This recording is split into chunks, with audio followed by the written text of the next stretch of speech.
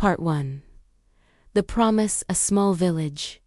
A struggling father and his little daughter, who believed her dad could do anything. Every night, he promised her, "One day, you'll go to school like other children." Scene shows father working as a laborer, wiping sweat, looking at his daughter playing with broken dolls. But promises made in poverty often take years to come true. Part 2. The Letter. One morning, the father returned home with a smile, holding a letter.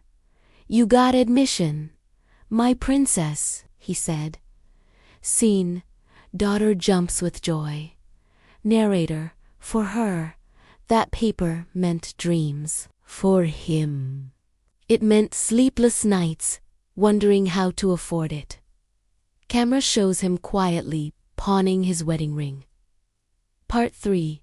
The sacrifice days turned into nights. The father worked double shifts, skipping meals so his daughter could study. Scene: he coughs, hides his pain, but dreams demand sacrifices, sometimes more than one can give. Part 4. Intermission. Sometimes the people who love us most love us in silence. Part 5. The goodbye. The little girl waited at the school gate. Hours passed, but her father never came. Scene: neighbor hands her a small folded letter. It was his handwriting. Shaky, but full of love. "My little princess, if you're reading this, I couldn't come today. But remember, your books are my pride. Study well, and promise me one thing. Never stop smiling."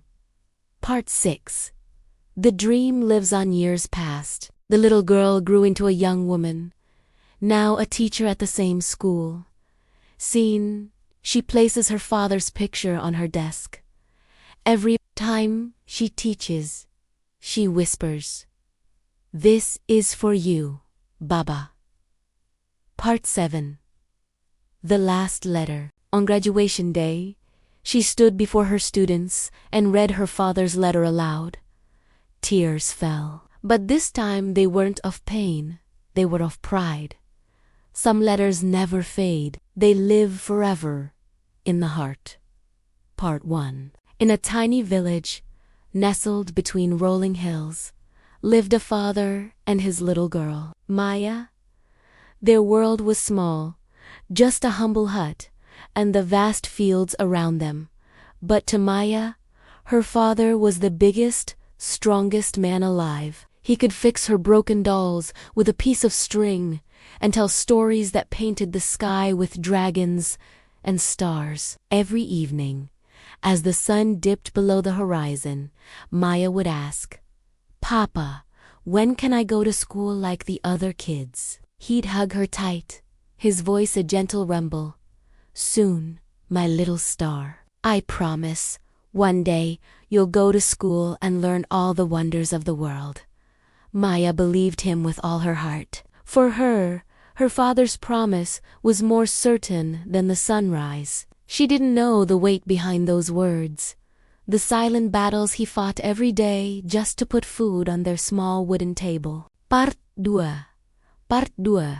Days turned into weeks, and the father worked tirelessly. From dawn till dusk, his hands were calloused from tilling the unforgiving soil of their small plot of land. The harvests were meager, barely enough to sustain them. He took on odd jobs in the village, mending fences, carrying heavy loads, anything to earn an extra coin. Each coin was carefully saved in a small clay pot, hidden beneath a loose floorboard. That pot held more than just money, it held a dream. It was the dream of a school uniform, of new books with crisp pages, and the sound of his daughter's laughter as she ran to a classroom. Some nights, he would sit alone, counting the coins by the dim light of a candle, his heart aching with the slow pace of his progress. But the thought of Maya's bright, hopeful eyes gave him a strength he never knew he possessed. Part 3. One year, a harsh drought swept through the region. The earth cracked open, and the once green fields turned to dust. The river shrank to a muddy trickle. Hope began to dwindle in the village, but not in the father's heart. He knew giving up was not an option. He started waking up even earlier, walking miles to the next village to find work. Often returning long after Maya was asleep, he'd find her curled up, a worn-out picture book clutched in her hand. He would gently kiss her forehead, whispering, "I'm trying, my love. I'm trying." Maya, sensing his exhaustion even in her sleep, would sometimes leave a glass of water and a small, wilted flower by his bedside, a silent gesture of her unwavering love and faith in him. It was these small moments that fueled his determination, turning his exhaustion into resolve. Part 4. The day finally came when the little clay pot was full. The father's hands trembled as he counted the coins one last time. It was enough. It was finally enough. A wave of relief so powerful it almost brought him to his knees washed over him. He couldn't wait to tell Maya. The next morning, he woke her up with the biggest smile she had ever seen on his face. "Maya," he said, his voice thick with emotion, "remember my promise." Her eyes widened, sparkling with understanding and excitement. Are we going?" she whispered, barely daring to breathe. He nodded, tears welling up in his eyes. "Yes, my little star. Today, we're going to get you ready for school."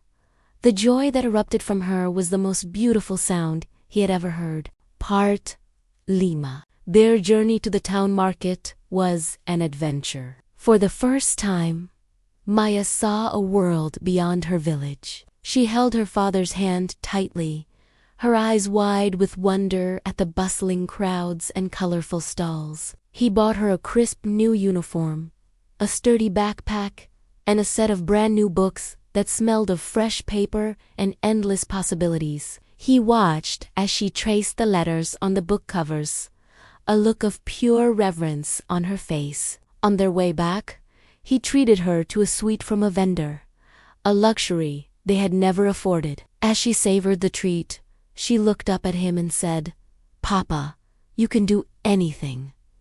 In that moment, seeing the pure, unadulterated happiness on his daughter's face, he felt like the richest man in the world. Every sacrifice, every sleepless night was worth it. Part Anam.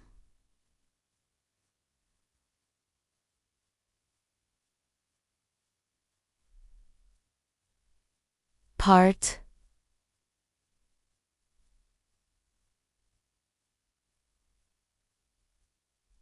No. The first day of school arrived. Maya looked like a little princess in her new uniform, her hair neatly braided. The father walked her to the school gate, his heart a mixture of pride and nervousness.